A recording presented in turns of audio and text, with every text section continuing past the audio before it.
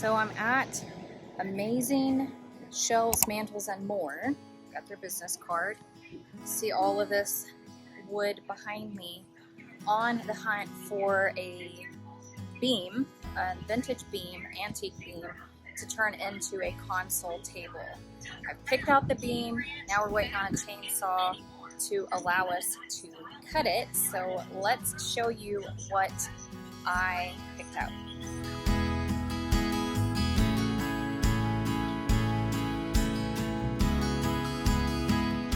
Alright, so here is the beam, and my inspiration is the Arhaus Ubud Console table. So this is a beam. We're going to cut it down to about 46 inches. I was trying to go to 48, but this guy has some notches where it was originally installed as a rafter, I'm sure. So we're going to cut it down to about 46, and then it's going to be about 28 inches tall. So perfect console table. It's rustic, it's amazing. It's got a story, I'm sure, and I'm excited to add this piece to our Western Ranch collection. And yes, I brought the Cadillac because my husband was up here first. And he was like, get up here and pick out your beam. And so, yeah, that's gonna be funny. So they do all kinds of wood items here. These are tabletops that they're working on. They also do butcher block, where they put a bunch of different pieces of wood together and seal them down. They also plane. They've got a big planer. They have a big sander. Here is a tabletop in the works. They do flooring. They have, it's all reclaimed lumber of anything that you could want. You can do big slabs. If you're into epoxy, they can do that for you, or you can just buy a slab. And then here are the big timber pieces. They've got just a lot to choose from. So I've actually picked out that piece over from this stack. I was trying to find a wide piece, and found one. See, these are great. Look at these. Fantastic. So check them out. Amazing Shelves, Mantles, and More. Here's contact information for you. I'll stick it in the description. But found them on Facebook. Talked to several different people in the area. This one actually turned out to be pretty close to where we are. And yeah, so on we go.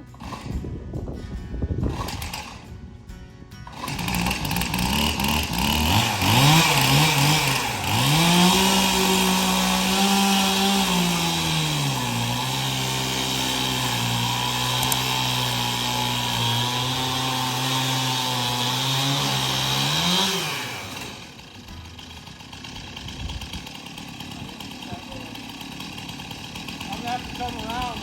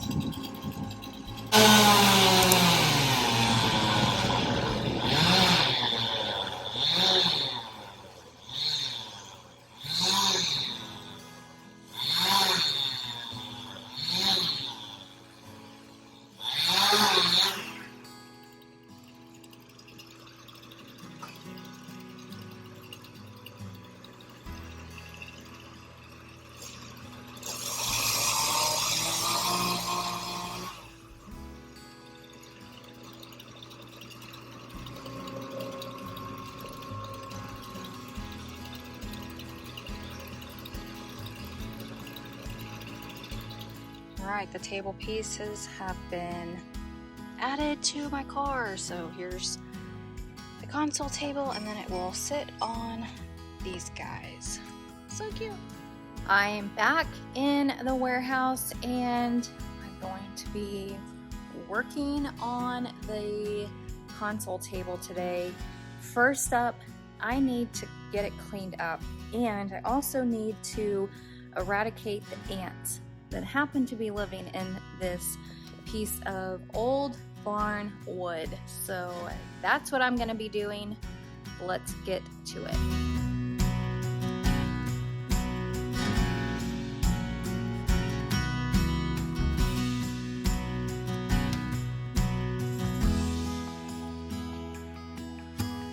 So I got the air hose out to get it cleaned up, but now if you see that this side is level, this side is level, this side is level, but this is my widest area, and I really want this to be the top of the table, but I don't need it to be this high up.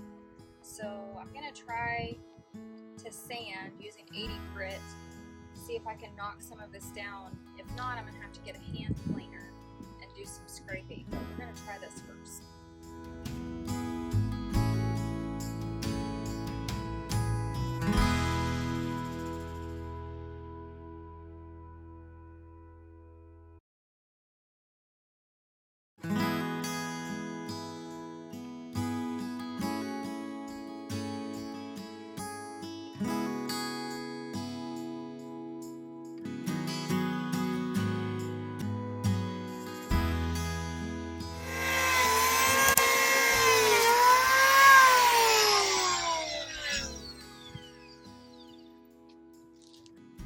Good.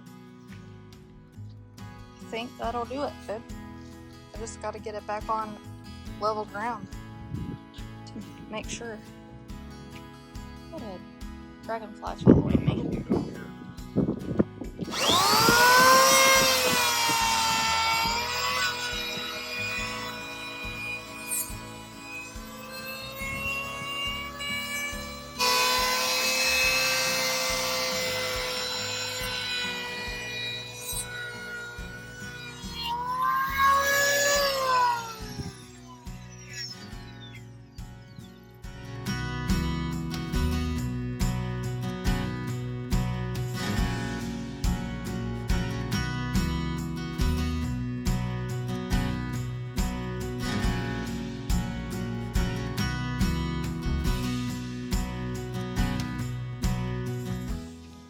The planer did exactly what I wanted it to do, and even though it is not completely straight, a majority of it is, and I'm happy with the way it turned out. Now I have to re-age it, because obviously I took away the weathered look, and I did a quick search on the best method for that, and people recommend vinegar and steel wool. So you soak the steel wool for, I think they recommended at least 2 hours, if not overnight. The longer you leave the steel wool in the vinegar, the darker it gets. So we're gonna see what I come up with.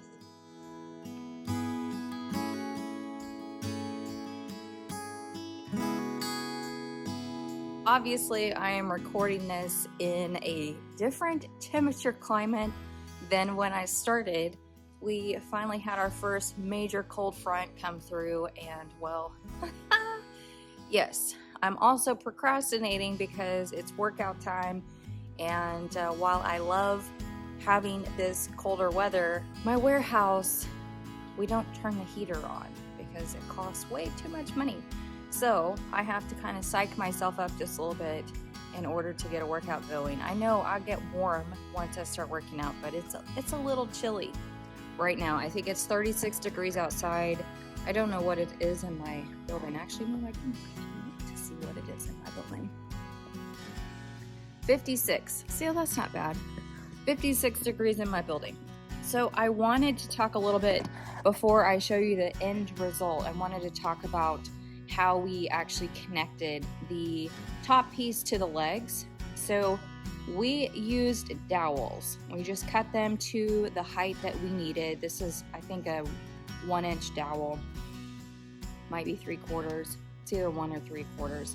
So we drilled down into each of the stumps, the legs, the stumps, and then also did the same thing on the bottom of the table part. Now, what I did find once I started to work with this thing after getting it level to the point that I wanted and then getting it restained, is that this guy had a bunch of damage, just internal damage from age, from bugs, from whatever. So I had to use a lot of wood glue to give the legs some more leverage, some more structure. And so yeah, so I have one of these legs. I don't remember which one it is. Let's see if I can figure it out. I think it's the bottom leg, of course. One of the legs has a lot of wood glue in it, which is totally fine. Like, you don't see the wood glue, but it for sure has a lot of wood glue.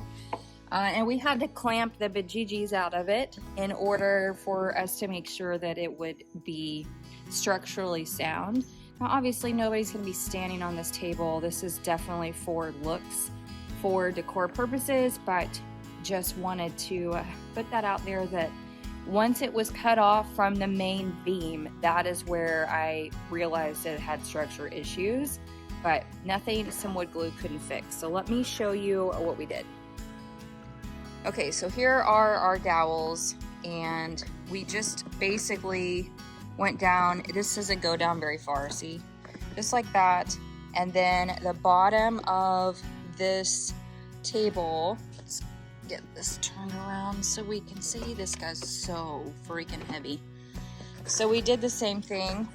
We drew a line so we could get dead center. So basically, I was able to figure out what the center point was, and then we created the corner line, so measuring from here to wherever that was, and then the same thing here so I could get dead center so that it would fully match up. Now, what I did do is once this was this guy was placed on the legs, I did do a straight across so that I could at least get to where I was starting, you know? So each end has a hole that then this, sits on top. So this is not, the weight of this is perfect for this kind of application. I don't need it to be permanent this way because it does have to be transported, but you can see that it's a very simplistic system on how to put these things together once it's time for it to be together. Now, I did want to show you up close the stain, and let's see if I can turn this a little bit. So this is the original darkened wood, and then this is what I shaved off that showed you kind of new wood. And I first attempted that vinegar solution where we broke down a steel wool, and it took so much longer than anybody classified on their tutorials. But what it ended up doing was pulling out this red right here. So I had to sand it back off, and you can see some of it pulled itself over in to this area. This is a combination of the gray stain and then that solution. So the solution turned it super red, and I was like, that's not gonna work. That doesn't give me this coloring whatsoever. So let me walk this way so that I can show you the gray stain that I ended up using.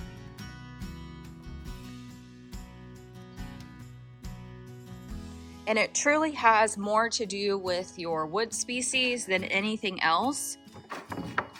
So I ended up using this classic gray Minwax wood finish, and it was just the perfect gray to counterbalance the tones in the wood, and which gave me back the color I was aiming for, which was that weathered wood look. So it was the best match. You can see it here, the best match to get back to this. I don't know why I didn't start with that first, but it is what it is. And ultimately I was fine with this discoloration. You know, this piece is who knows how old, and you know, over time you just never know.